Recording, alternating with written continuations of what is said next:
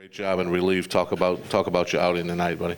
Well, first of all, I got to thank Mason Lucas and Daniel Smith. Promised them a shout out. They catching the pins, so thanks to those guys. But coming into it was fun. Just try to take it one pitch at a time and let the defense work. I mean, they did exactly what they were out there for, and then our offense did outstanding tonight. I mean, you can't help but be happy for a 7-run inning right there. Frankie, big night for you at the plate. Scored a couple runs, drove in a couple runs with sacrifice flies, 2 for 2. Talk about your night at the plate, please. We just go back to taking it one pitch at a time at the plate as well. We try to get good pitches, do what we can to help the team win, and I got some good pitches to hit tonight, and was fortunate enough to get them deep enough in the outfield to score some runs and get some hits. So we played extremely well, and we did our job tonight. Ashford, again, same thing with you. Big night at the plate. I think you're 3 for 3, couple RBIs and runs scored. Talk about that, please. Yeah, I just been working mostly on staying on my legs these last couple of days, and I think it's really paying off. Usually I'm not really a guy who drives the ball to right field, and lately that's been working. So, I mean, I was seeing the ball good tonight and just working on staying on my legs and seeing the ball. Coach, a few comments, please. First of all, I'd like to thank the folks at LSU. I've been fortunate enough to play in a few of these, and this is the best run regional that I've been in. The hospitality was off the chart for me, my players, my staff, and our fans. So I really appreciate the effort, the folks from LSU. Wow, we came out of the gates, obviously got down 2 runs, and it's kind of how we are. We just come right back and answer to them, and then put up the big 7-run inning, and never really gave in, never gave LSU a chance to get back in that thing. Jared Robinson, I mean, what do you say about that? That's one of the best pitching performances that I've ever been a part of, and I've been fortunate to be around some great pitchers. Up and down the lineup, I don't know where you even start with those guys. The whole regional. It was different guys on a given night. Kyle Servants has a tough. I think it was the first day it all runs together, but a really tough first day and comes back. He's the MVP of the regional. So, we try from day one in fall practice that the game's 9 innings, the season's long. You just keep grinding away and see what happens, and you just try to go 1-0 every single day. And this team, to the nth degree, has really done that. And I'm really fortunate. Also, I have a tremendous coaching staff. These guys, I've said it all year long. I think I have the best coaches in the country. These guys are tireless recruiters, tireless workers, and I truly appreciate everything they do for the University of Houston. Questions? Right here. Yeah, Tom, can you talk about your pitching depth, which was the difference? LSU didn't have it, and you did. Talk about your pitching depth. Well, we have tremendous depth in our bullpen, and that's one thing that's been a key for us the entire season. I felt like early in the season our starting pitching was carrying us through most of our games, and then we'd have 1 or 2 innings at the back end with our relievers. As the season's gone on, the middle relief, and there's even some of them that we didn't throw this weekend that I would have felt perfectly fine with them getting out there. But the Jared Robinsons, the Tyler Ford, the Chase Welbrocks, Bubba Maxwell, so I'm forgetting some of them, so on and so forth, that have just been lights out for us in the last month. Right behind him. Jared, the LSU hitters said that you were really keeping them off balance the entire game. What was your game plan, and what did you really throw at them tonight? I mean, you just kind of go out and take it one pitch at a time. You try to read the hitters the best you can. LSU, every single one of those guys could absolutely swing the bat. So, I mean, pitch backward on occasion, fake shake, get them guessing, and, try to throw my off speed a little bit more. But definitely throwing it for a strike kind of kept them off guard. I don't think they expected, I don't know what to call it, change-up, knuckle split thing for a strike. So, I mean, I call it the Bugs Bunny pitch. Yeah, the Bugs Bunny pitch.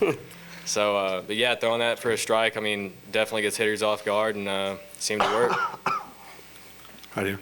Even though you fell behind 2-0 tonight, you were going to look back at the 8th inning last night and when this thing just totally Sure, turned. right. Can you look back on that and just, how you just stole the momentum? Well, momentum is a huge thing, and to be able to steal momentum in this ballpark, which I think is the toughest place to play in college baseball, especially you're facing an LSU team that was the hottest team in baseball, coming off an SEC championship, and this place was rocking and rolling. So to be able to grab that momentum last night and be able to carry it through to today, you just got to tip your hat to our club. And I talk to them all the time about will is an amazing thing. The will to win can make you do phenomenal things, and that's what happened this weekend.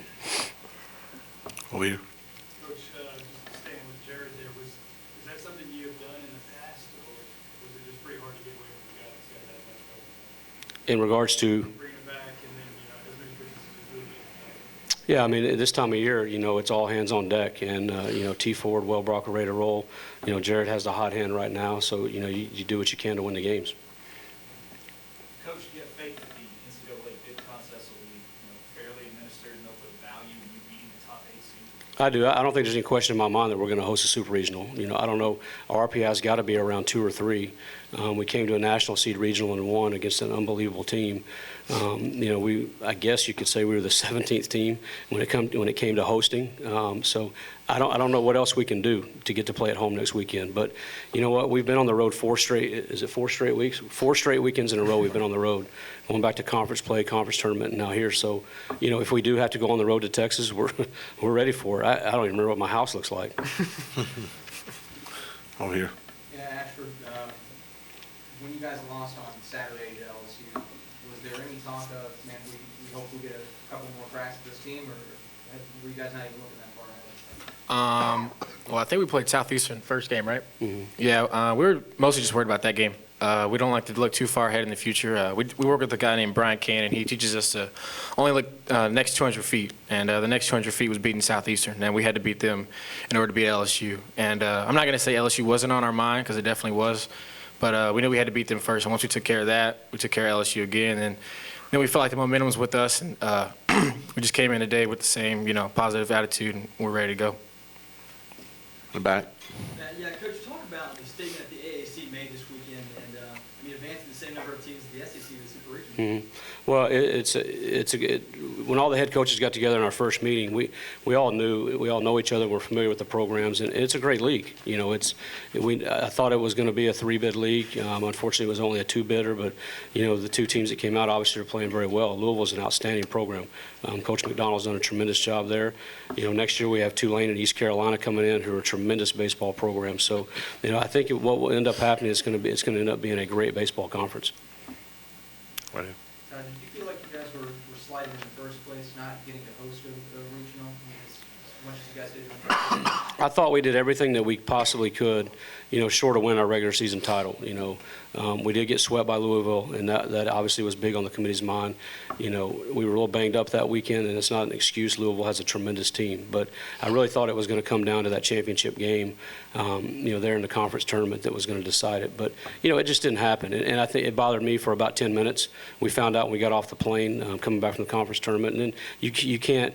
You got to control what you can control, and we can't control what happens, when we're hosting or not, and we can't control what's going to happen this weekend. Just go out and play the games.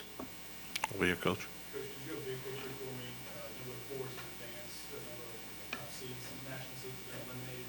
Could you talk, about baseball now, and that's what it's going to be for the next couple of years? Well, there is tremendous parity in college baseball, and the 4-seed College of Charleston Advance, we played them early in the season, and Coach Lee has a tremendous team. I knew that was going to be a tough one down there because they're an excellent ball club, but you are seeing more lower seeds advance, and there's if you look at the tournament this year, there's so it's really tough. There's so much parity, and that's why I'm a proponent of expanding the NCAA tournament.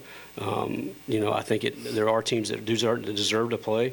College baseball is at an all-time high as far as the popularity of the sport right now. I think the more teams that we can get involved, the better. And also along the parity lines, I think the bats have created some parity, among teams. It's kind of leveled things out a little bit. But, I really believe that we need to take a hard look at expanding the tournament. All the way in the back. Coach, can you talk about what a win at Alstock Stadium against LSU does for the prestige of Houston baseball? Well, it's obviously going to be a big deal for our fans and our people that support our team and our players. I don't feel like, and I don't mean to sound arrogant, but this is a hard place to play, but I don't feel like it was an upset. We have a good team, and we could have easily been a 1-seed somewhere, but these guys expected to come here and win. We talked about it last week that we weren't going to come here and participate and just have fun being here and grab our T-shirt and get back on the bus. And they're serious about what their goals are. They do a tremendous job of just playing it one game at a time. And this team right here, they deserve to have success this weekend. They've worked as hard as any team in the country.